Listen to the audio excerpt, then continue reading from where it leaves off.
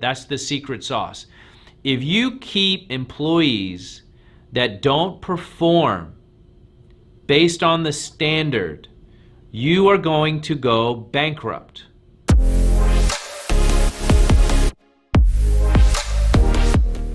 So I'll be real honest about hiring. I don't think there's a secret sauce to hiring. There's a lot of people out there that are going to sell you a lot of products about that they've got the software or the personality test that will make sure that you know exactly who you're hiring. The reality is I've done all that. I've done all of that, and I've hired hundreds and hundreds of people in my career, and I got to tell you that most of the time when the people had a great personality test, those were the ones that were the most troublemakers.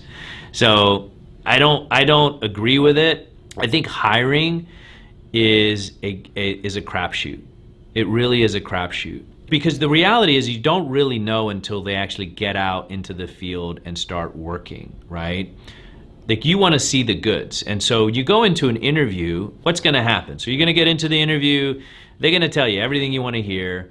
They're going to give you references. I don't know why people ask for references, okay? I don't understand the reference thing. Like, do you really think, if I'm applying for a job with you, do you really think that I'm going to give you the phone number of somebody that's going to talk about me? So what do you have? You have a person in front of you that's similar to the first date, right? How many of you guys have gone out on a first date? And everybody tells you what you want to hear, right? Did anybody tell you something on the first date that they actually still do to this day? Most people don't. Most people don't. So hiring is like a first date. It's like they're gonna tell you, oh, I like Chinese food, and yeah, I love Chinese food. And then you find out 6 months later that they actually are allergic to peanuts. And they didn't tell you because that's what you wanted to hear, because you like Chinese food. Okay, so look, don't listen to the hiring gurus that are gonna tell you that, watch their body language. That's all crap, okay? You can't watch somebody's body language other than the obvious, right? Like, somebody wants to run, they're gonna be like this, okay? But body language and all this stuff, it's all a joke. I had one guy tell me a long time ago, I read his body language. I'm like, bro, that's all quack, okay? There's no science behind body language, okay?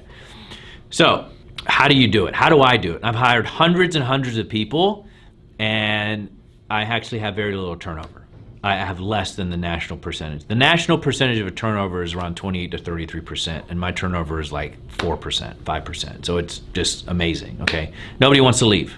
Okay, so what do I do? What I do is I make sure that our HR people that are interviewing these people, these candidates that want to hire, that want us to hire them, we're brutally honest, okay? So we're brutally honest. We're like, hey, we're the number one in our industry. We're the number one in healthcare sales. We know exactly what we're doing.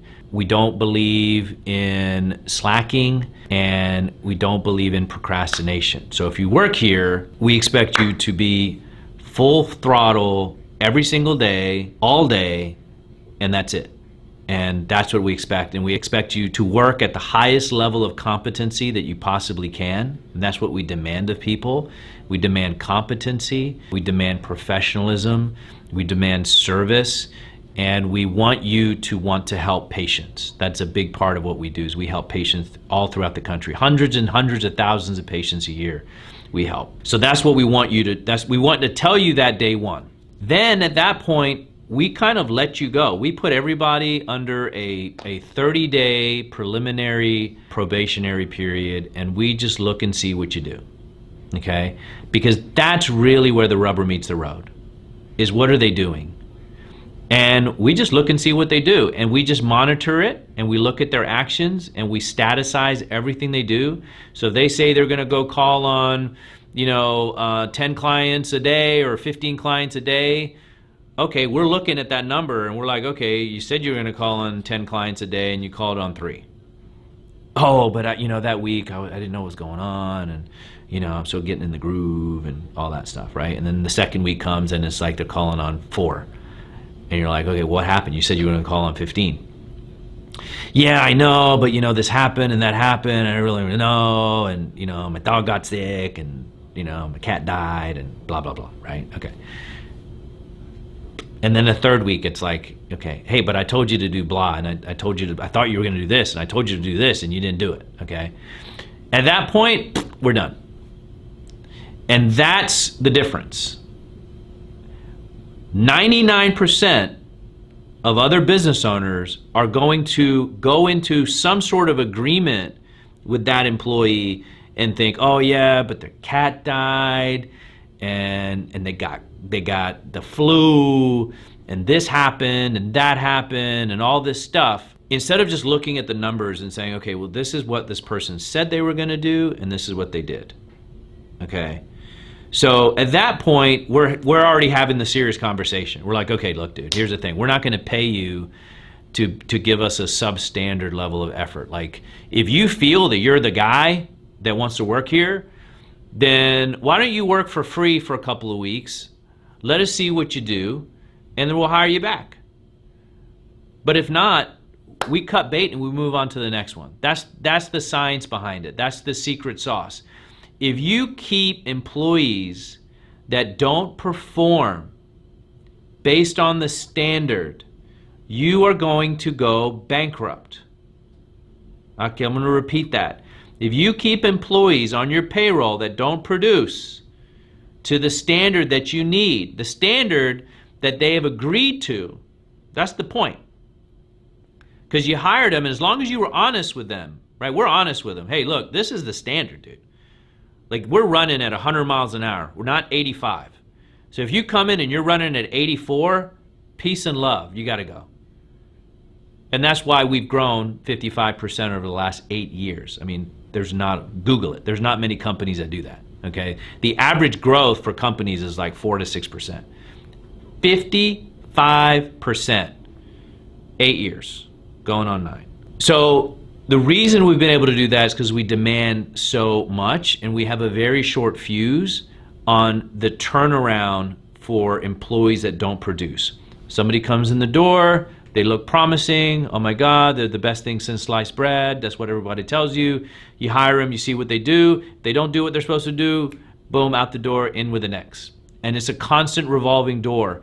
And typically you'll be able to see what a person really does within about, I'd say about a month, right? It's like going on a first date, okay? The first date, within about 60 to 90 days, the person that told you they love Chinese food all of a sudden tells you they're allergic to peanuts, okay? That's what happens. So we do the same thing, is we monitor their performance. If they don't meet the standard that we've agreed on, we cut bait and we move on. We're happy to bring people back if they turn their lives around and they're like, hey, yeah, I told you I was going to do blah, but I didn't. We always give people a second chance. But look, we're focused on the company, and our allegiance is to the company. So somebody told me one time, if you take care of the company will take care of you. And that's always been my philosophy from day one.